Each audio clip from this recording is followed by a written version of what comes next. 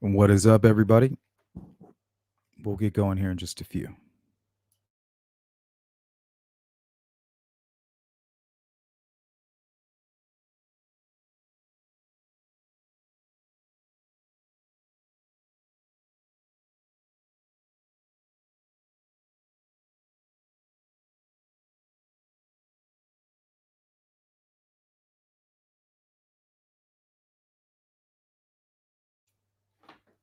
What's up, Sarah?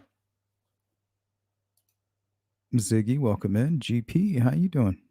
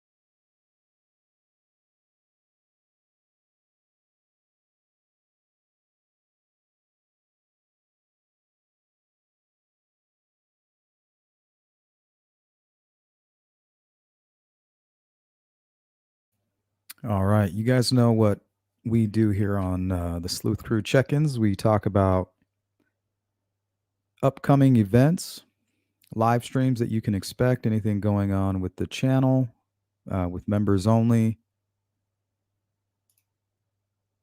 So I want to welcome everybody in.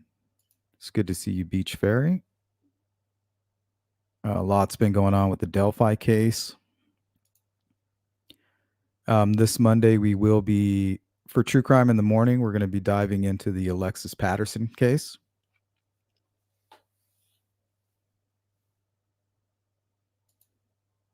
So that'll be the 19th at 9 a.m. Mountain Time, which right now I believe is the same as Pacific Time. And then on the following Monday, the 26th, we're going to be looking into the Grant Solomon case, which was sent to me by Annabelle, who is a member. So I want to thank you. She understood the assignment, which was send me recommendations for these types of cases, unsolved mystery cases, unsolved missing persons cases, where they really don't know what happened. Was it a murder? Was it an accident? Did they go missing? Were they killed? Were they taken? These are the cases where we need to kind of put our heads together. And in the process of doing that, we can kind of spread awareness. And also, don't forget, all you members, in less than an hour, we'll have our members only merch giveaway. All members have been uploaded to the spin wheel. We're going to spin it 3 times, so that means we're going to give away 3 items.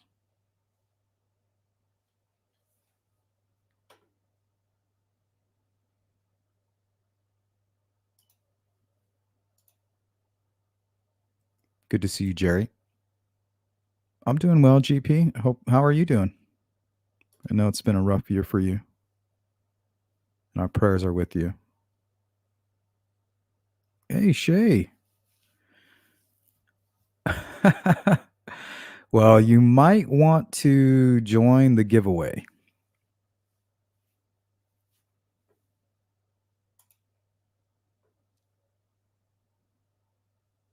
Hey, Charlotte. It's going good, Beach Fairy. I had to reschedule my test because apparently my driver's license isn't updated. Good thing I called and asked them, too. So I had to reschedule it for another 14 days out. And then this Monday, I'm going in to get an updated driver's license. Yeah, they're sticklers.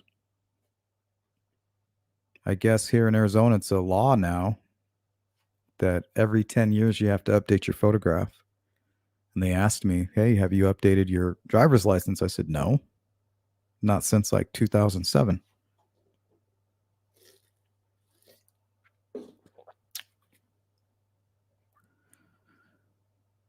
And then I called in and asked him, hey, is it going to be okay if I bring a temporary license? And the lady goes, yeah, that should be fine as long as it, all the boxes are checked off here in this matrix. And it just didn't sit well with me. So I called into the testing facility and I asked them specifically, like, are you guys going to accept a temporary? Because my actual driver's license won't be sent in the mail for possibly 15 days. And a good thing that I called because they said, no, you actually need your physical driver's license. So now I have to wait for that, which really only gives me more time to study.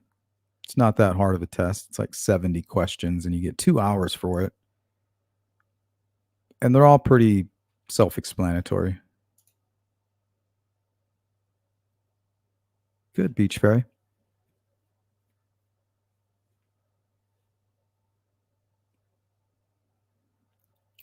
Well, I'm glad I caught you. Just wanted to go live before the giveaway in case anybody has any questions. If anybody's planning on becoming a member beforehand, I want to make sure I add you to the wheel. Yep, you better be on the wheel. And we'll double check everybody that's in attendance. If you're not sure, you want to double check, you can make sure to do that. What's up, Julia?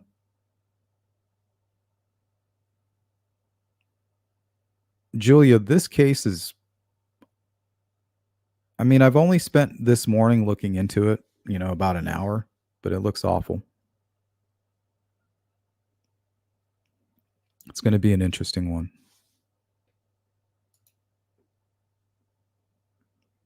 It's a case from 2020. R. Barley, not sure if there was an update, but was thinking, could the info the prosecution is trying to hide, a family friend giving information of Richard Allen exposing himself to them or touching them inappropriately? I don't know. It looks like they have some interview from Cecil that must be provided within the next 10 days or something like that. I was reading that this morning. All right, Shay. We'll see you there then.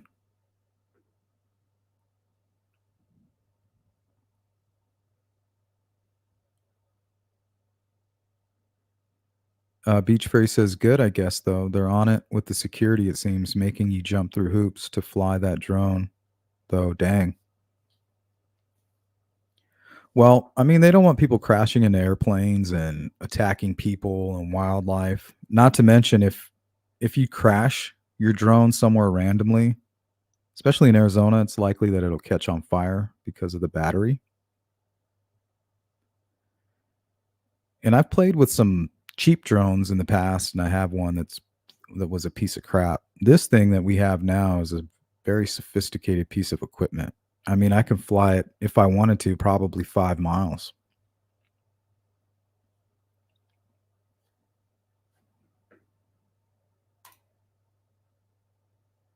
Oh, I'm so sorry, Julia.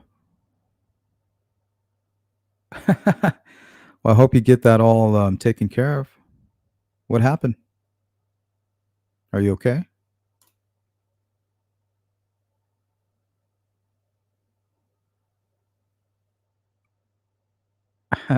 Yeah, nothing like that. Nothing hands-on. It's all just a written test. They just want to make sure you're being responsible. And the thing about it is I can't get any exceptions from local law enforcement unless I have that license. So once I have that license, I'll be able to get those exceptions. So places where they say, no, you can't fly drones here or there or whatever, I'll be able to. I'll let them know what I'm doing, what my intentions are, and then they'll most likely give me permission because it is successfully updated or registered. And nothing's for free, so all of that costs money. But thankfully, the Sleuth crew, you guys are always donating to the Cash App. So we have a little bit of resources thanks to you guys. I appreciate that. We don't really even make minimum wage on this channel, so we're not going to complain. We're still growing. Rome wasn't built in a day. But that little bit of extra, I mean, it really helps. I don't think my wife would let me do this if I was pulling money from my savings account, which ultimately is the girls' college fund and, our future. But I've made some good investments throughout the years and been saving my whole life. So hopefully that won't be a problem. And I'm not working a 9 to 5 right now, which has been very strange. So if you guys can help me be successful, you got Sleuth as long as you want them. Shay. Well, make sure somebody has your email or whatever. That way, if you win, we'll go ahead and shoot you an email.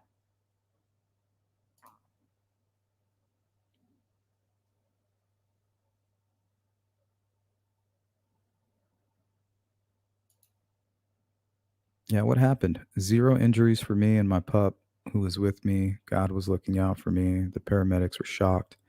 It was that bad, huh? Wow.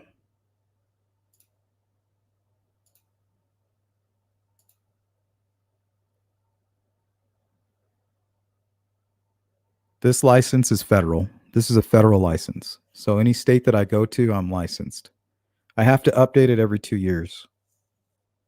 But with this license, all I have to do is contact local law enforcement, give them my registration and tracking ID number. That way they know that, hey, this drone that's flying over here in an unrestricted area or whatever belongs to this person and he's okay.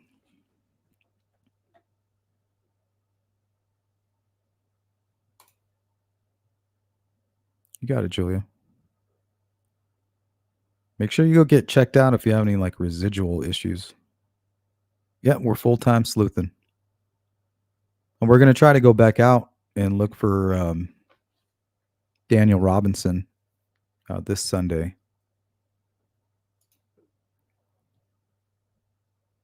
Hey, Jill, good to see you. Yep, full-time sleuthing right now. So we'll see how long we can get away with that.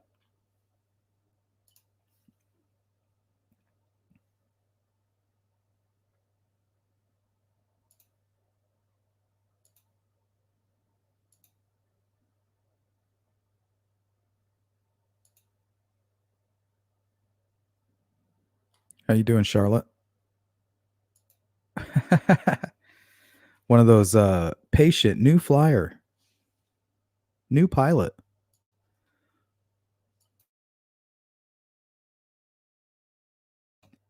And I was working this morning on the Benjamin Anderson documentary. So I would say I'm about maybe 15% done.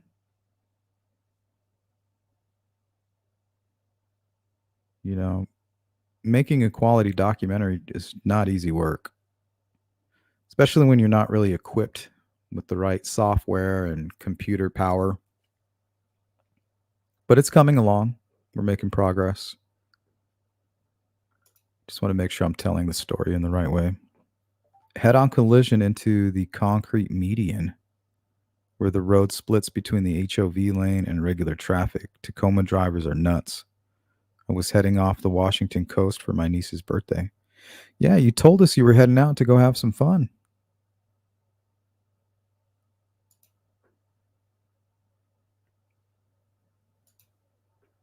Thank you, Beach Fairy. Yep. If you guys have any case suggestions that you would like to like me to cover for True Crime in the Morning, or anything you'd like to ask me or share, just shoot me an email, guys.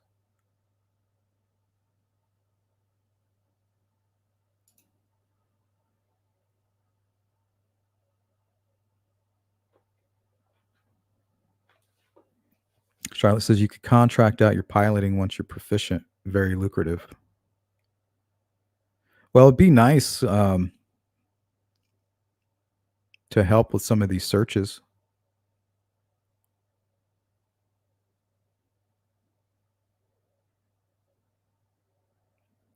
Be nice to be in a position to just get up and go, you know.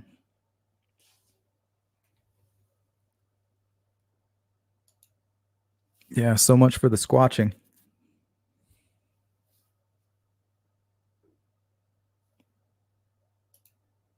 So right now, the two cases that we're looking at covering for True Crime in the Morning, once again, is going to be Alexis Patterson. That case is out of Milwaukee. And some people have tried to tie it in with Israel Keys. We're not going to spend too much time on that, but we will touch on that. And this case is new to me. We'll be covering this the following Monday. Grant Solomon, just turned 18, star baseball player. Right now, they have it listed as a accident. He was run over by his own vehicle. The only person present was his father. And his younger sister is coming out stating that she believes her father killed Grant and that he has been abusing her their entire life and Grant, and that Grant was basically her protector. And she believes that if he was the only one there when it happened, that he's most likely responsible for it. The father denies all these charges, and he has multiple lawsuits for defamation of character. So we will tread lightly. And then in about 45 minutes, members only Sleuth Crew merch giveaway. We got Bob Barker up there, you know, because we're going to be spinning that wheel. I was thinking about putting Vanna White up there. She's just not as funny.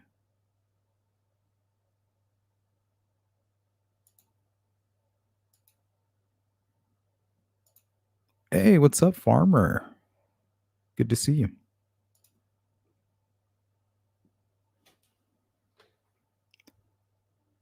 Christine Robbins, the Springfield 3.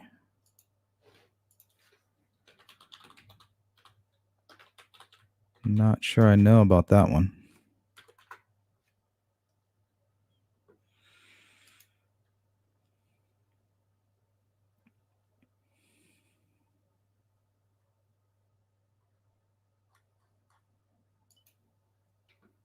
Let's see. We'll pull up the Wikipedia on it.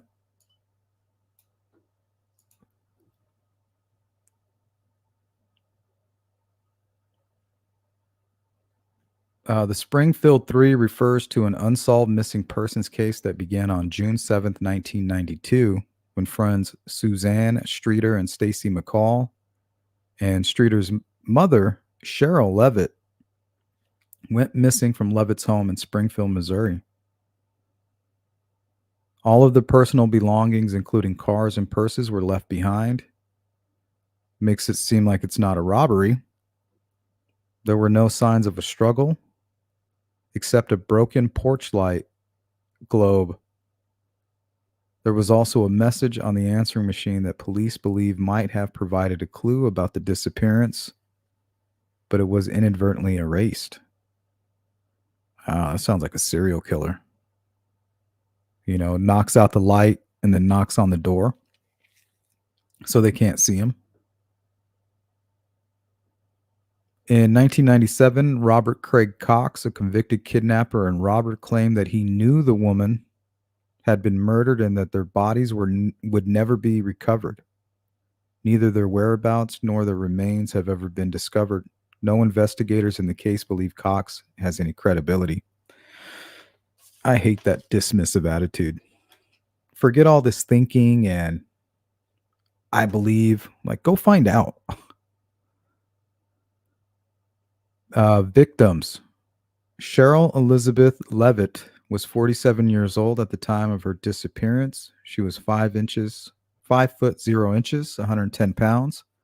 So she was a little girl or little woman with short, light blonde hair, brown eyes, and pierced ears. She was a cosmetologist at a local salon. and was a single mother, reportedly very close to her daughter, Suzanne Elizabeth Susie Streeter. Streeter was 19 years old, 5 feet 2, another very short person, 102 pounds, with shoulder length blonde hair and brown eyes. Her distinguishable marks included a scar on her upper right forearm, a small mole on her left corner of her mouth, and pierced ears. Stacy Kathleen McCall was 18 years old, 5 feet 3, with long, dark blonde hair and light colored eyes. Well, we know these psychopaths like to pick easy targets.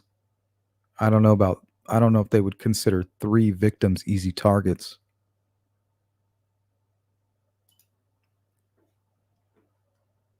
But it's not hard for one person to control 3 women. We've seen it. We've seen it many times.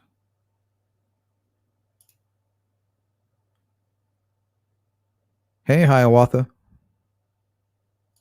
Good to see you. Yeah, this is interesting. I'll look into this more. Let me pull up these photographs here.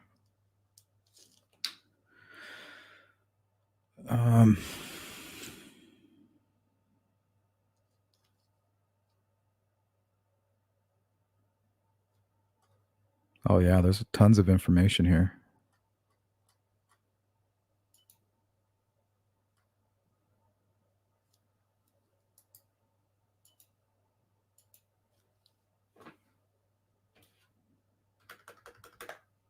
Put this up on the screen real quick.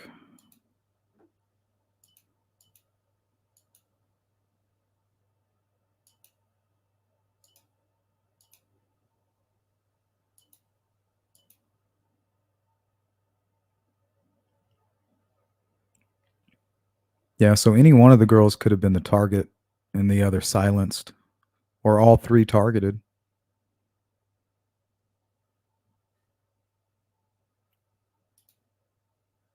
Somebody creeping around the property breaks out the light. That way, when they knock on the door, they can't get a good look at the perpetrator.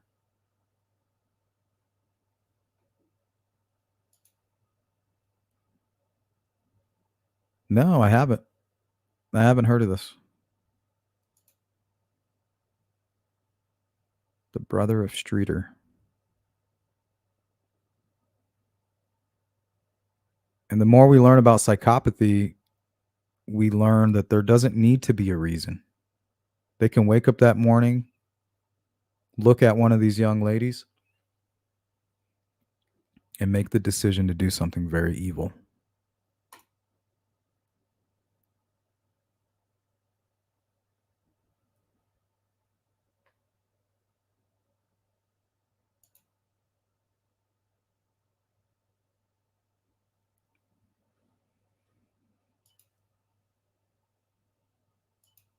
Yeah, I can read a little bit about the disappearance here. Let's see, the disappearance. Streeter and McCall graduated from Kickapoo High School on June 6, 1992, at the JQH Arena in Missouri State University's campus. Levitt was in attendance at the arena witnessing her daughter graduate that evening. The girls Streeter and McCall were last seen at around 2 a.m. on June 7th. 2 a.m. I wonder if they were out having drinks or something. When they were leaving the last of the few graduation parties they had attended that evening, they began partying that night with their friend Janelle Kirby in Battlefield before carpooling to other parties in Springfield. Their last party at the residence of McCall's friend's house, Michelle Elder, was broken up by Springfield police before the trio of girls returned to Kirby's house in Battlefield around 2 a.m. The trio planned to spend the night at Kirby's house, but after realizing her house was too crowded with out-of-town relatives for her graduation, Streeter and McCall decided to go to Levitt's home at 1717 East Delmer to retire for the night. I don't know. For some reason, that makes me think that the mother was targeted, as if they thought she was home alone. Streeter was excited to show McCall her new king-sized waterbed she recently had delivered. Both Streeter and McCall planned to meet Kirby and other friends at the Branson Water Park, Whitewater, the next morning. It is assumed they arrived at the Delmer residence before their clothing, jewelry, purses, and vehicle were all present at the house the next day. Levitt was last heard from approximately at 11:15 p.m. on June 6th, when she spoke with her friend on the phone about painting and varnishing an armoire. The following day around 9 a.m., Kirby and her boyfriend, Mike Henson, visited the house after Streeter and McCall failed to show up at her home. They had planned to spend the day at Whitewater and were supposed to leave from Kirby's residence. Upon arriving, Kirby found the home's front door unlocked and entered, but found no sign of Streeter, McCall, or Levitt. Each of the women's cars were parked outside. She also reported to police that the glass lampshade on the porch light was shattered, though the light bulb itself was intact. Well, there goes that theory. Nigel Kenny, a co-worker and close friend of Streeter's, stated she was a creature of habit and very particular about parking her vehicle in the same spot of the resident's driveway.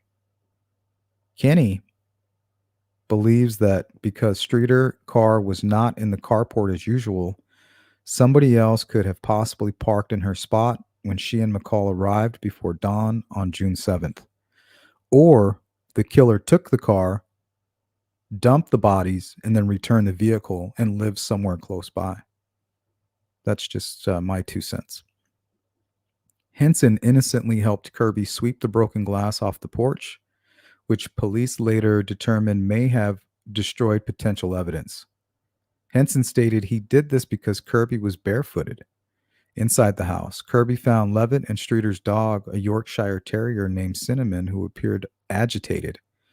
As they were leaving the residence, Kirby answered a strange and disturbing call from an unidentified male who made sexual innuendos. She hung up and immediately received another call of a sexual nature. Again hanging up the phone. The phone calls were jarring, but she remembered Streeter complaining about prank calls at the residence since moving in. According to Springfield Police Department's David Asher, the calls were obscene. The individual would not identify themselves. They were using the F word and several other words. She just hung up the phone. Kirby described the caller as teenish. With no sign of Streeter or McCall, Kirby and Hanson decided to visit the local water park, Hydroslide, in Springfield instead of Whitewater in Branson.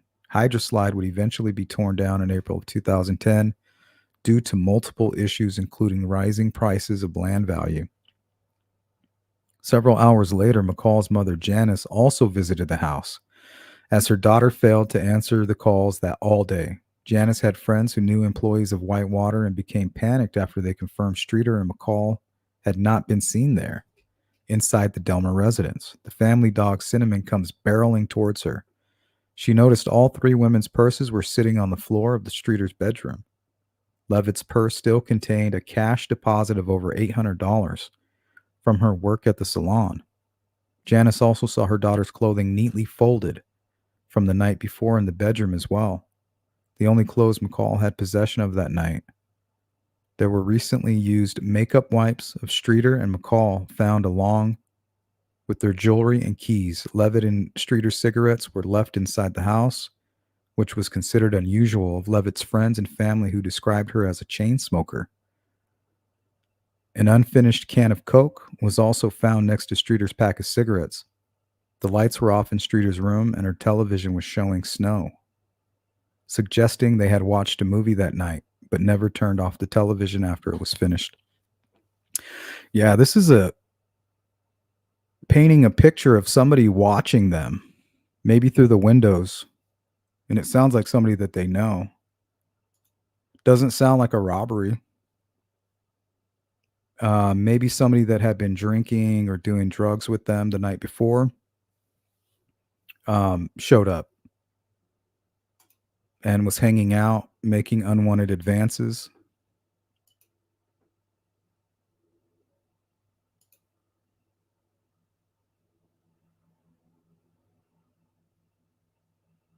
Or even maybe it almost sounds like maybe a neighbor, somebody who was coveting.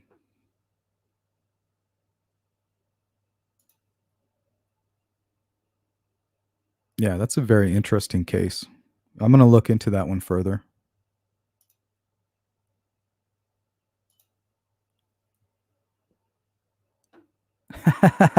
Hey, I'm not much taller, Julia.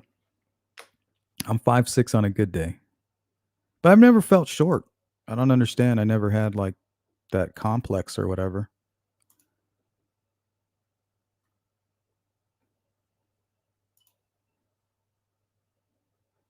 Maybe it's because I've never lost a one-on-one fight. Shortest guy in the room, everybody's still looking up to you, you know?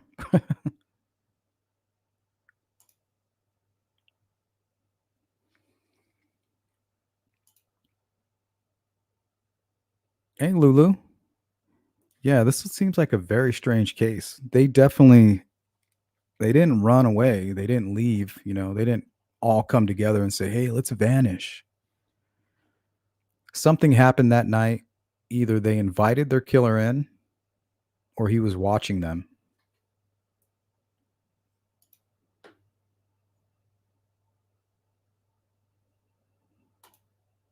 I'm not sure, Lulu. I don't know much about this. Let's see. Suspects. Dustin Rekla was a former boyfriend of Susie Streeter. He broke into Springfield's mausoleum a few months before the women vanished and stole $30 worth of gold fillings from a skull. Police looked at Rekla because Streeter had given investigators a statement about the mausoleum break in and was rumored to be probable witness against Rekla in court. Rekla and his two friends that helped in the mausoleum robbery were known to be together and in the area the night of the women went missing. Yeah, that definitely fits. And maybe they were still watching them, right? And they saw people in the house.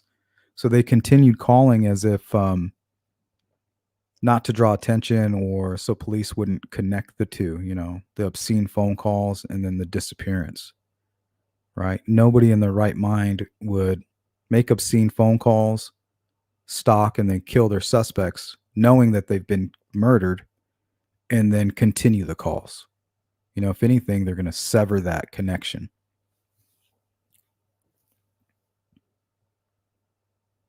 But we know that killers are all idiots. You have to be dumb to hurt another human being that way. So there's certain things that they can't control.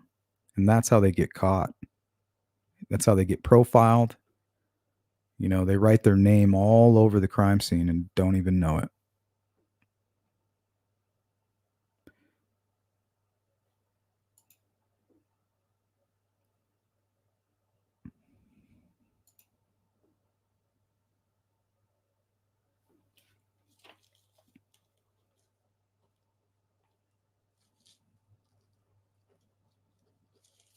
I don't know if I've heard of that one either.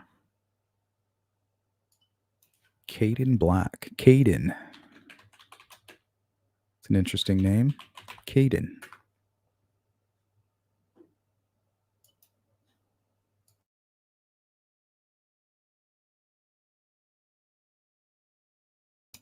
Oh, here's a video from Fox News. Let's take a look. Yeah, I am radical. I do believe that we need to get radical. Radical Kamala raised money. The disappearance of 19-year-old. Let's take a look here. Kadin Black has left a small York County community baffled. The young man disappeared from Wrightsville last December. Police continue their search, but leads have been few and far between. As Fox 43's Alyssa Kratz reports, we are now learning new details about criminal charges Kadin was facing just before he vanished.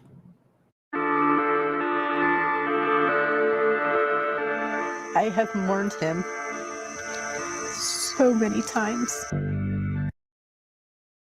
Lulu, that fits. Like, as I was reading the details in that case, that's what it sounded like. You know, nobody took the money. It was probably more of a thrill kill if they were young, kind of like the Scream murders. Young kids planning a thrill kill.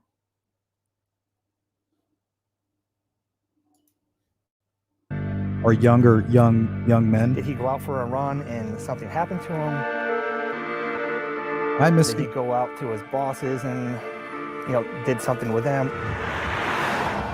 It's been more than 9 months since 19-year-old Kadin Black disappeared from Lower Windsor Township. More than 9 months since Kara Patterson has seen her son. Mom, you just keep going through it over and over. Kadin was last seen Saturday, December 17th, 2022. At the time, he was living with the Faust family on Vicky Lee Drive. Chris Faust says it wasn't out of the ordinary to not hear from Kadin the next day. Him and my son would normally wake up at 9 at night, and they would go to bed at like 5 in the morning because they would stay up all night playing video games or doing whatever. Kadin's cell phone last pinged near Old Commons Road in Lower Windsor Township on Sunday the 18th.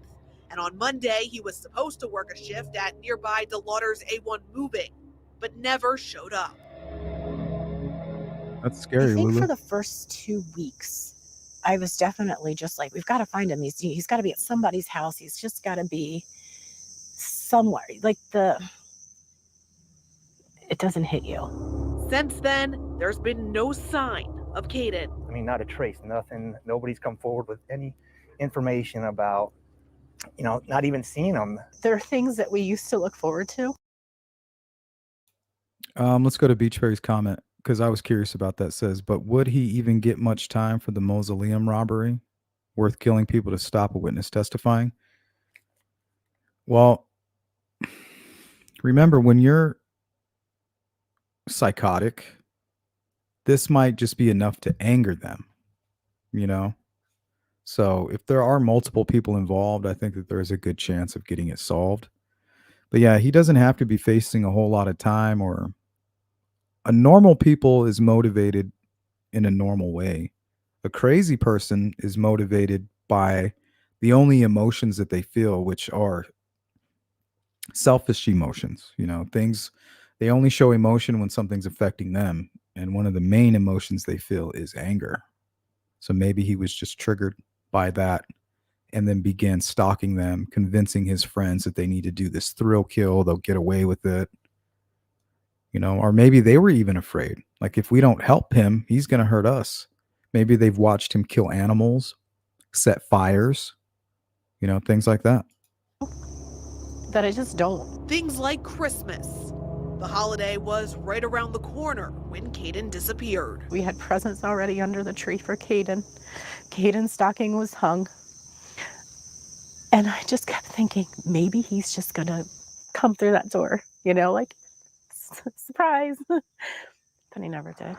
Could be, Lulu. As Christmas creeps closer, once again, so many questions remain. I thought in the beginning someone killed him. I now am left with 2 choices, right? That's either what happened, someone did something to him, or he disappeared on his own. For the first time, Kara is revealing details about criminal charges against her son, stemming from an April 2022 incident where Kadin got into a physical altercation with a school van driver. According to court documents, he tried to switch seats while the van was in motion. The driver pulled the vehicle over on Route 30 in Helm Township and told him to get off. But Kadin refused, and the two got into a fight. As a result of that, Kadin was arrested. Kadin was charged with aggravated assault, strangulation, simple assault, recklessly endangering another person, and a few other offenses. His mother says he was taken to jail and later bailed out. She says Retaliation, Kadin maybe? suffered from mental health issues and had recently been diagnosed with autism. He did tell me, I never want to go back to jail. I don't know what happened to him in there. But you have to think an 18-year-old is a kid. And he's in a prison with grown men. The York County District Attorney's Office couldn't discuss that incident with us as it's a pending criminal investigation. Real quick, Misty says, did I miss the giveaway? No, we're just having a quick check-in before we start that. And it might be about 10 minutes late or behind schedule because my stomach just started growling. So I'll probably eat a quick lunch and then we'll go live. But nope, you haven't missed it. Kara is now wondering if the arrest has something to do with her son disappearing. He did have an upcoming court case at the end of January. So now at this point where I am, I didn't think this was relevant in the beginning when Kadin went missing because his court date was 6 or 7 weeks out. But also, maybe it was. My heart pours out for her. Just feel so bad. Lower Windsor police declined an on-camera interview, but tell Fox 43 they continue their search for Kadin. The Case of department has psychosis, utilized maybe. drones, helicopters, dive teams, and more. The chief says so far there's no evidence of foul play, and they continue to investigate Kadin's case as a missing person. I think they're in a tough spot too. I think that they have done a lot. And I think there was a time where I wouldn't have said that. Authorities have interviewed family, friends, neighbors, and coworkers. They say everyone has been cooperative, but tips have been few and far between. That's what makes us think now something, maybe nobody's at fault and something just happened to them. But because just by now, you would think somebody would have come forward. Yeah, I mean, this looks like a clear case of, psychosis. How many times are we going to see the telltale signs here? And he's not gonna, if he left on his own, he's not going to be anywhere nearby, and he's probably going to be not so close to home, I don't think. Man, these are the toughest cases right here, in my opinion. Reminds me of Aiden Clune, Carly Gousset, Daniel Robinson.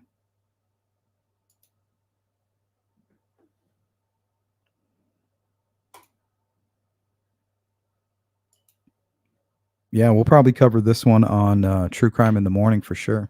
These are the cases that I like to cover, the ones that need attention. Where people hear the words mental health and they say, oh, well, he went and got lost on purpose, He disappeared himself. Doesn't mean that he doesn't deserve to be found.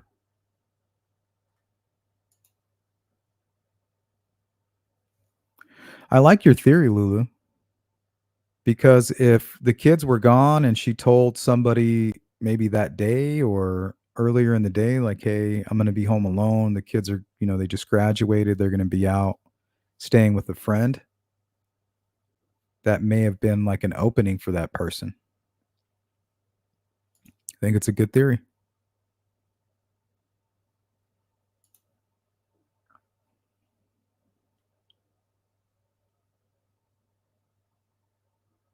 Yeah, there's nothing rational about somebody who kills people, right? To commit a murder, there's nothing rational about it. And sometimes they don't even have a motive. Why'd you do it? Oh, I was possessed by Satan, right? Ryan Riggs. That's what he told investigators. I didn't plan this. It had nothing to do with Friday the 13th. I just have a darkness in me, and it wanted to hunt that day. I mean, how do you protect your family from something like that?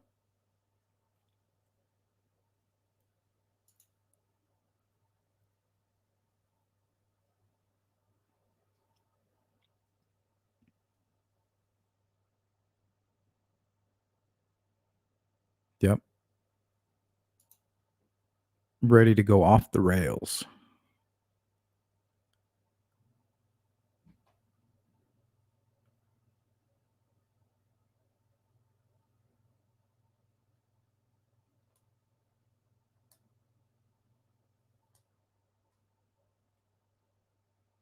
That's kind of strange.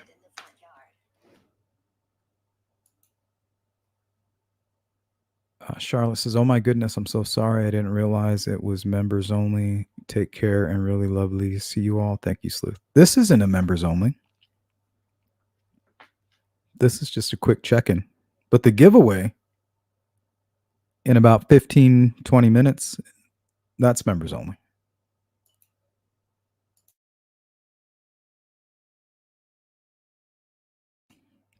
You know what? Maybe I can give away some memberships here. Let's see. I know you can accumulate them.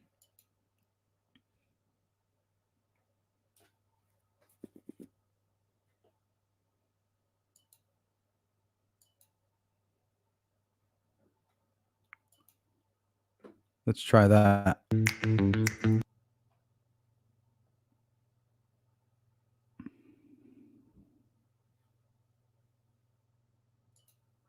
Hey, what's up, Crimezilla? How you doing?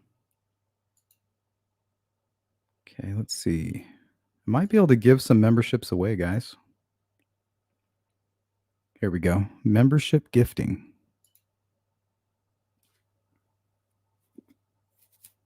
Oh, yeah, here we go. No whammies, no whammies, no whammies. Bam. Just like that, we made 5 new members.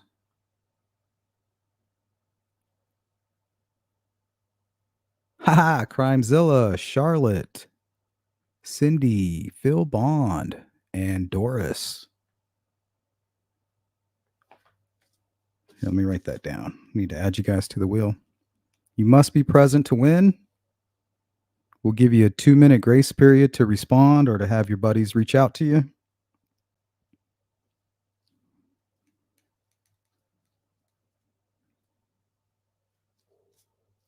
And Doris. So in about 20 minutes, we'll go live, members only. We'll spin the wheel 3 times. If you guys aren't willing to enter in your shipping information on the sleuthintuition.com, don't accept your prize and just say, hey, I support your channel, but I would like to go ahead and decline the prize and give somebody else a chance to win.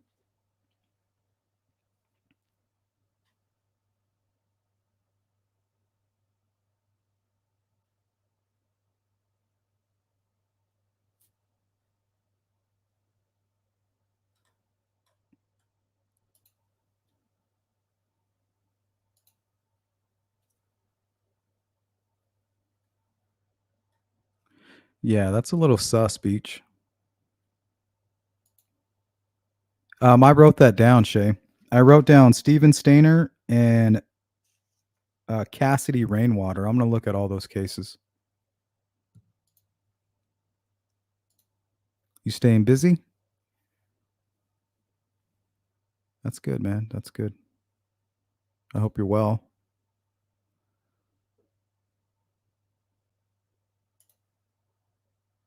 Maybe we'll see you in a little bit. Hey, what's up, Mills? Hope your end of your week is going better than earlier in the week. Yeah, I caught the Kung flu. You can kind of still hear it in my voice, but I'm starting to feel a lot better.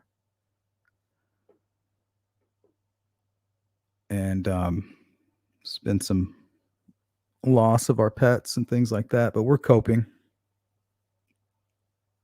We have a strong family here, so thank you for asking. How are you doing, Mills?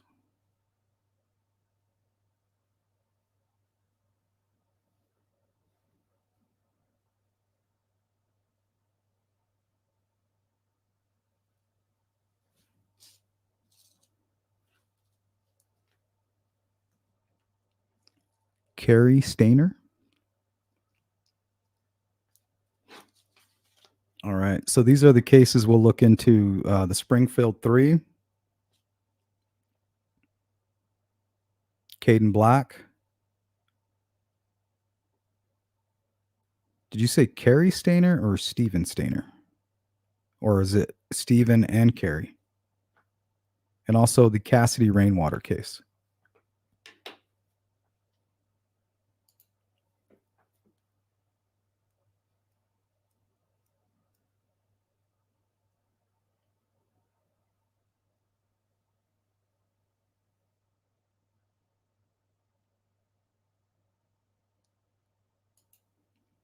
Okay, Carrie and Steven.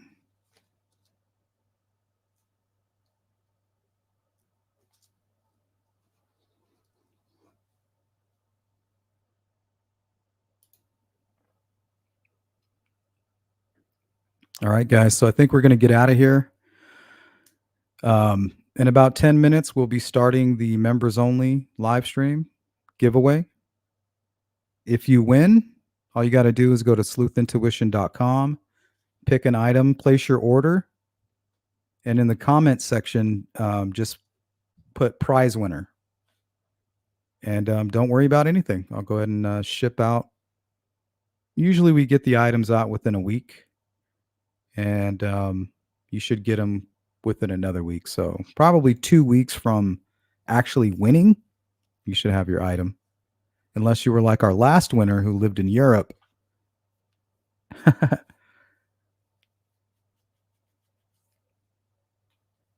It might be a little bit longer.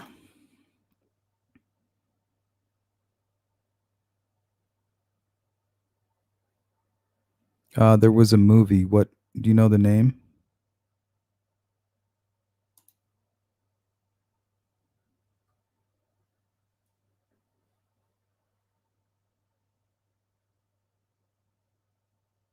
Yeah, we'll see you again soon, Beach Fairy. Don't fret. Yeah, we'll see you there. It'll probably be like a 30-minute live stream. We won't spend a whole lot of time. We'll have a quick chat and then we'll spin that wheel.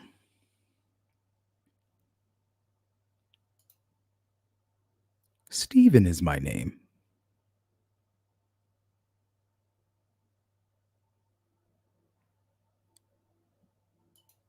I don't know about flying it all the way out there, Beach Fairy. You're on the other side of the planet. I have about a 5-mile range on that drone, which to me is extremely impressive.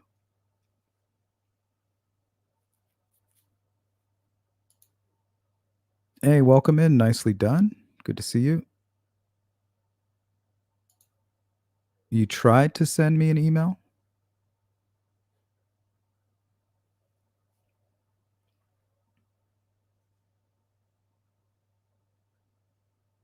All right, guys. Well, I don't want to be late to the giveaway, so I'm going to go maybe make a quick sandwich or something.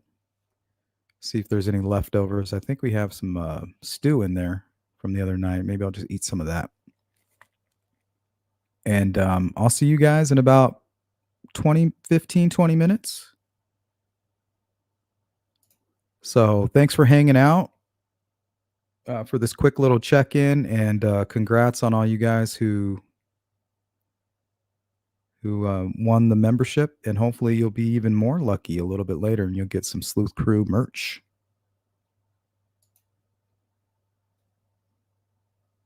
Amelia, like Amelia Earhart.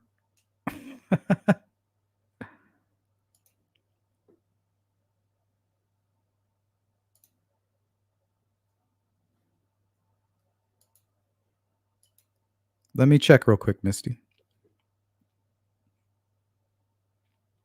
I'm pulling up my email now. I don't see anything. Let me check my spam.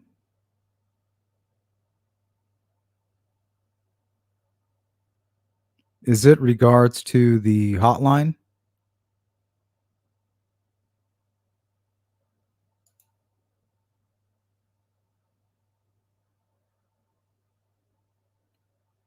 Yeah, it threw you in my spam for whatever reason. I'll go ahead and select here, report not spam.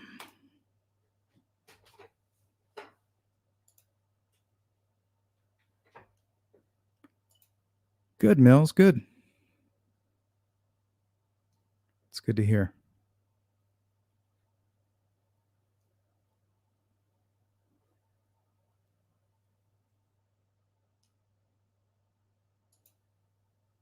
No, send me another one if you could.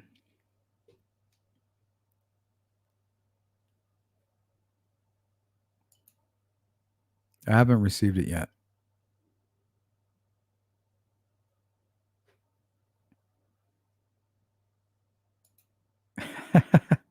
For your squatching? I feel like a Bigfoot would try to knock it out of the air with a rock or something. Seems risky.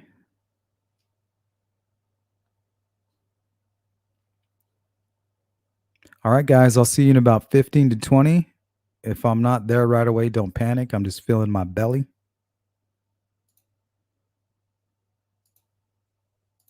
But once again, thanks for joining the live stream. If you guys are watching this and are part of the replay, leave me a comment if you could. Shoot me an email. But I'll see you guys here in a little bit. Peace.